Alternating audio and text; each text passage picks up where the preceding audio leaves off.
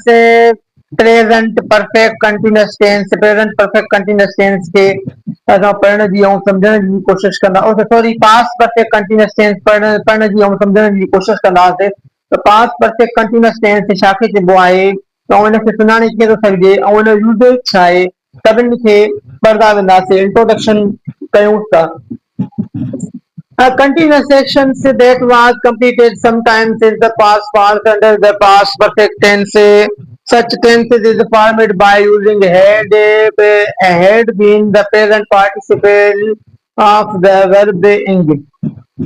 Present past perfect continuous tense उनखे चइबो आहे कोई कमु जेको आहे सोचा हुजे पास्ट में शुरू थियो हुजे ऐं पास्ट में जारी रहियो हुजे पास्ट में कम को शुरू थियो हुजे ऐं पास्ट में जारी रहियो हुजे असां वटि पास्ट परफेक्ट कंटिन्यूअस टेंस जो इस्तेमालु कंदा आहियूं सम्झण जी कोशिश कयूं था हिनखे त छा थींदो आहे हिन में हिन जा कुझु मिसालनि जे ज़रिए सम्झण जी कोशिश कयूं था त पास्ट में बरसाति पई रही हुई बरसाति कॾहिं पई रही हुई बरसाति कल्ह पई रही हुई कल काएं बजे पई रही 8 बजे पई रही 8 बजे खां वठी वेंदे 10 बजे ताईं पई पास्ट में शुरू थियो ऐं पास्ट में ई जारी रहियो को कमु छा हुजे पास्ट में ई शुरू थियो हुजे ऐं पास्ट में ई जारी रहियो हुजे प्रेज़ेंट ताईं न पुॻो हुजे त पोइ उनखे चइबो आहे past perfect continuous tense Past perfect continuous tense definition भी वस्पत यही तो बताया continuous action that was completed sometime in the past falls under the past perfect tense. Continuous action जेको action जारी रहियो हुजे complete sometime in कुछ time past में falls under the perfect tense.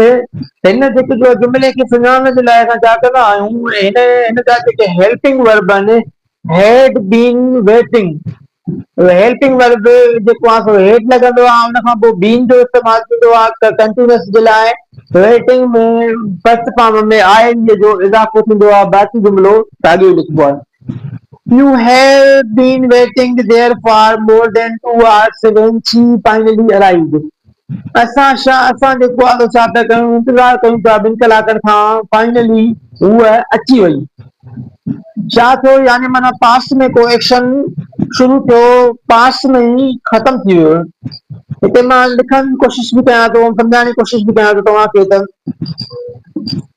हे असांजो जेको आहे छा थी वियो प्रेज़ेंट थी वियो हे असांजो थी वियो पास्ट थी वियो को पास्ट में जो एक्शन छा पियो थिए पास्ट में को एक्शन थिए पियो ऐं पास्ट में ई वरी जारी रहियो पास्ट में को एक्शन जारी रहियो हुयो शुरू थियो हुयो पास्ट में ई गुज़िरियल वक़्त में ई जारी रहियो हुयो उनखे असां पास्ट परफेक्ट कंटिन्यूअस टेंस चवंदा आहियूं हिन जा असां सुञाणे ई सघंदा आहियूं सिंपल पास्ट खे ऐं पास्ट परफेक्ट कंटिन्यूअस टेंस खे या पास्ट परफेक्ट टेंस खे हेड बीन जो जेको इस्तेमालु थिए थो हेल्पिंग वर्ब जो ऐं वर्ब जो जेको आहे सो वर्ब मेन वर्ब में आइन जी इज़ाफ़ो थिए थो त हुन में असां सम्झी वेंदा आहियूं त पास्ट परफेक्ट कंटिन्यूअस टेंस जो जुमिलो आहे बरसाति पई रही हुई मां ट्यूशन पढ़ी रहियो हुयसि पास्ट में मां मानी ठाही रहियो हुयसि छा हुयो माना पास्ट में को कमु शुरू थियो पास्ट में ई कमु जारी रहियो या मां सुम्ही रहियो हुयसि मां त हुन महिल सुम्ही रहियो हुयसि जंहिं महिल तूं मूंखे कॉल कई मां हुन महिल सुम्ही रहियो हुयसि कोई पुछंदो आहे छा करे रहियो हुयसि मां सुम्ही रहियो हुयसि यानी माना इहो कमु पास्ट में शुरू थियो पास्ट में ई जारी रहियो You had been waiting there for more than 2 hours when she finally arrived. असां जेको आहे सो इंतज़ारु करे रहिया हुआसीं 2 कलाकनि खां वठी हुन जो इंतज़ारु करे रहिया आहियूं फाइनली she finally arrived आख़िर में जेको आहे सो उहा अची वई असां हिन सवाली जुमिलो ठाहिण जे लाइ असां छा कंदासीं हेड खे हेॾे अॻियां खणी ईंदासीं हेड अची वियो त असां सम्झी वेंदासीं परफेक्ट टेंस जो पास्ट परफेक्ट टेंस जो जुमिलो आहे Had you been waiting there for more 2 hours when she finally arrived? छा असां जेको आहे सो हुन जो इंतज़ारु करे रहिया हुआसीं 2 कलाकनि खां वठी फाइनली हूअ अची वई हे सवाली जुमिलो थी वेंदो छा असां हुन जो इंतज़ारु करे रहिया पास्ट में हूअ फाइनली अची वई when she finally arrived, हूअ जेको आहे सो अची वई पाण आख़िर में। ये थियो असांजो सवाली जुमिलो। हाणे हिन जो नेगेटिव जुमिलो इंटरोगेटिव जुमिलो असां पढ़ी वियासीं। हाणे नेगेटिव जुमिलो खे सम्झण जी कोशिश कंदासीं। You had not been waiting there for two more than 2 hours, for more than 2 hours when she finally arrived. छा हुआ न अची रही ॿिनि कलाक छा असां तूं जेको आहे सो इंतज़ार न करे रहियो आहीं 2 कलाकनि खां वठी। when हूअ अची वई आख़िर में शी हिते इस्तेमालु थिए थो छा जेको आहे तूं इंतज़ार न करे रहियो आहीं। तूं जेको आहे सो हे बयानी जुमिलो आहे, नेगेटिव जुमिलो आहे थोरी। तूं हुनजो इंतज़ार न करे रहियो 2 कलाकनि खां वधीक, हूअ अची वई।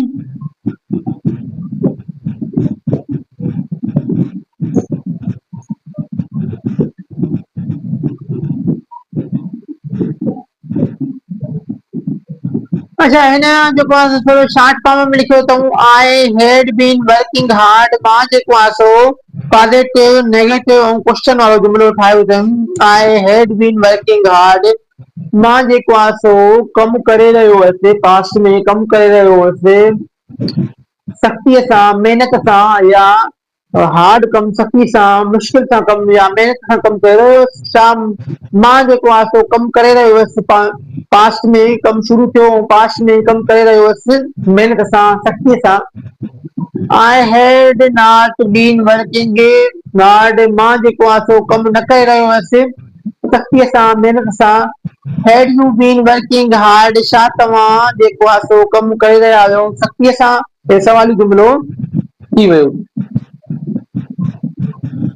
अच्छा यूज़ेज खे पढ़ंदासीं। यूज़ेज काथे काथे पास्ट परफेक्ट कंटीन्यूअस टेंस जो इस्तेमालु थिए थो। यूज़ेज खे पढ़ण जी ऐं सम्झण जी कोशिश कंदासीं त काथे काथे थिए थो। अच्छा काज़ में हाणे हिनखे पहिरियों त हिन जुमिलनि खे ॾिसंदासीं ऐं पढ़ण जी सम्झण जी कोशिश कंदासीं त काथे काथे इस्तेमालु थिए थो।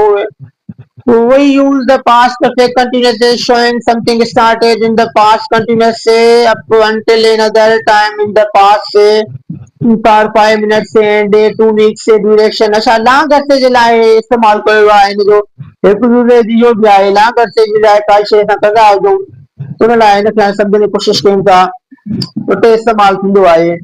They had been talking for over an hour before Tony arrived। They had been talking, उहे जेको आहे सो ॻाल्हाए रहिया हुआ over an hour 1 कलाक खां वठी before Tony arrived। उहे ॻाल्हाए रहिया हुआ त टोनीअ जे अचण खां अॻु में उहे ॻाल्हाए रहिया हुआ। पास्ट में ॻाल्हाए रहिया टोनीअ जे अचण खां। They had been talking for over an hour before Tony arrived। उहे जेको आहे सो टोनीअ जे बाबति ॻाल्हाए रहिया हुआ हुनजे अचण खां अॻु में।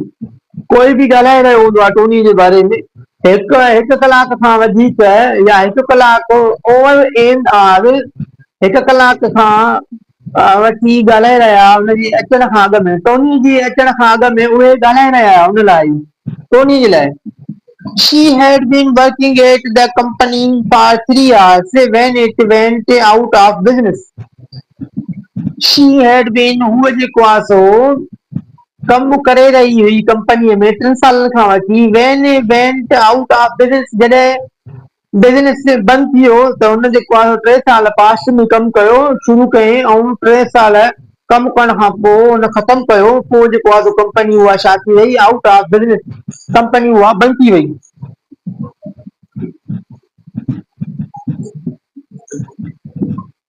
अहिड़े तरीक़े सां ॿिए जुमिले खे सम्झण जी कोशिश कयूं था असां।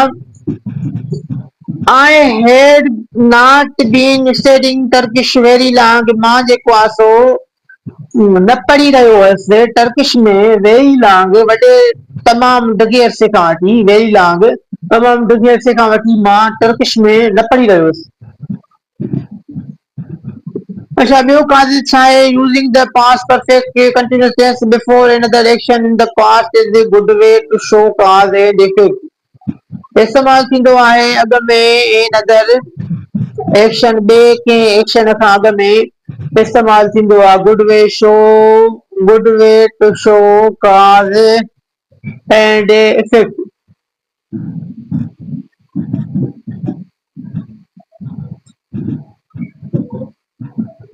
ॿियो काज़ लाइ इस्तेमाल थींदो आहे, कंहिं रीज़न लाइ इस्तेमाल थींदो आहे, हिनखे असां सम्झण जी बहितर कोशिशि कयूं था त ॿियो काथे थो इस्तेमाल थिए।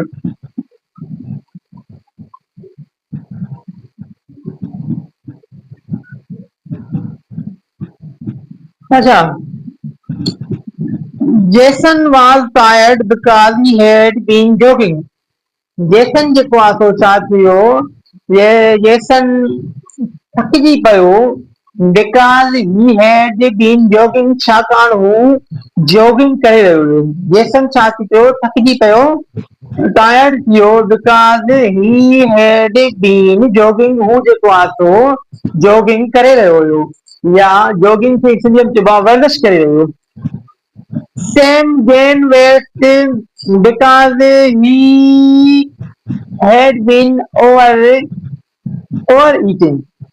सेम जेको आहे सो गेंड करे वियो, वज़न वधाए वियो, छाकाणि हू ओवर ईटिंग करे वियो, यानी माना खाधो वधीक खाई रहियो हुयो, सेम तंहिंजे करे छा थियो, सेम ओवर ईटिंग करे रहियो हो, तंहिंजे करे हुनजो वज़न वधी वियो। Betty failed the final test because she had not been attending class. Betty जेको आहे सो छा थी, बेटी फेल थी वई फाइनल टेस्ट में because she had not been attending class. छा हुआ, छाकाणि हूअ क्लास न अटेंड करे रही हुई पास में।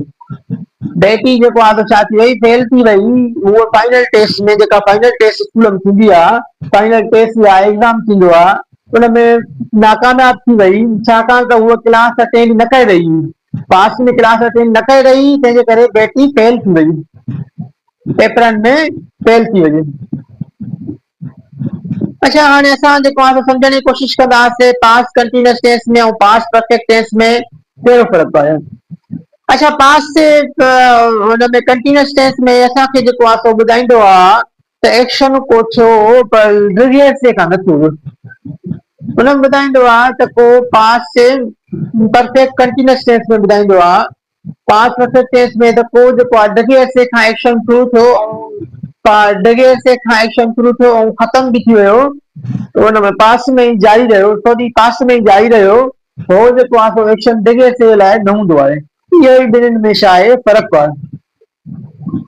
अॼु जो लेक्चर हिते कंप्लीट थियो, महिरबानी करे हिन चैनल खे सब्सक्राइब कंदा, तव्हांजी वॾी महिरबानी।